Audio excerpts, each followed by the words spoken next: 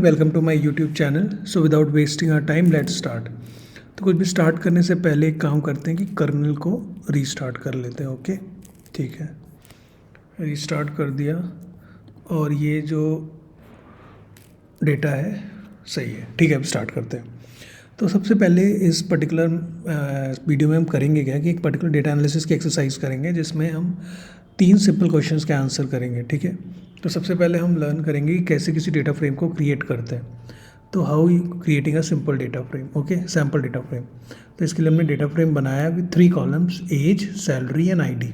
Okay, ये क्या है कि एक आईडी रिप्रेजेंट करता है एक इंडिविजुअल को। जैसे कि एक आईडी 1 2 3 है, 2 3 4 है, 3 4 5 है, तो ये 3 डिफरेंट पर्सन है। 1 2 3 फिर से हो गई, तो ये सेम पर्सन है एज दिस पर्सन। ओके, तो that ID represent individual. Salary मतलब उसकी अलग अलग एज पे क्या सैलरी रही है, कि जैसे 1 2 3 जब 33 साल का था तो वो 10,000 कमा रहा था।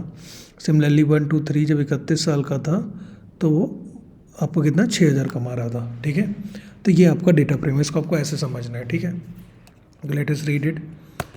ये रीड किया, P D is not defined क्योंकि ये नहीं रीड किया। पहले import pandas S P D read किया, फिर ये डेटा फ्रेम रीड किया और अब डेटा फ्रेम को देख लिया।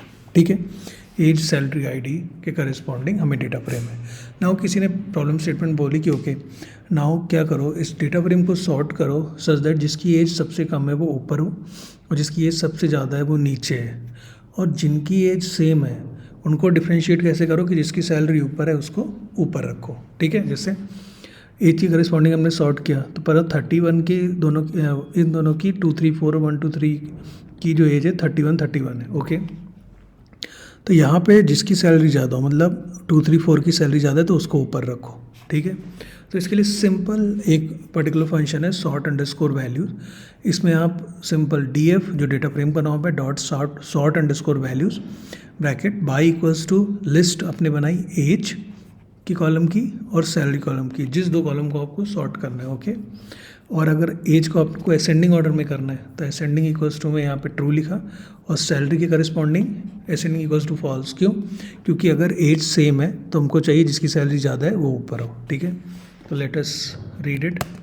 ये रीड किया, अब इसको हेड हटा देते हैं। ठीक है, पूरा डेटा फ्रेम देखिएगा, ये देखा हमने। तो अब देखो, अब हमने एज के करस्पॉन्डिंग सॉर्ट आउट कर दिया।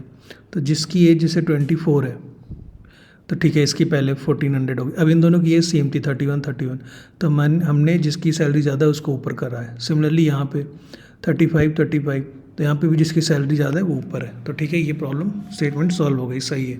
इसको हमने कैसे किया, D F dot sort underscore values by which column, 2 column use जिससे हमें सॉर्ट करना था, एज कॉमा सैलरी, और फिर असेंडिंग जो डिफाइन किया लिस्ट में ट्रू कॉमा फॉल्स। जो भी हम अगर उल्टा करना होता तो फॉल्स कॉमा ट्रू करते। ठीक है, ग्रेट। नाउ जो इम्पोर्टेंट प्रॉब्लम है जिसके लिए ये पूरी भूमिका बनाई गई है वो ये है कि हमें क्या करना है, हमें हर आईडी के करस्पॉन्डिंग एक वैल्यू चाहिए। ठीक है, कौन सी वैल्यू चाहिए, जिसके करस्पॉन्डिंग उसकी सैलरी मैक्सिमम हो।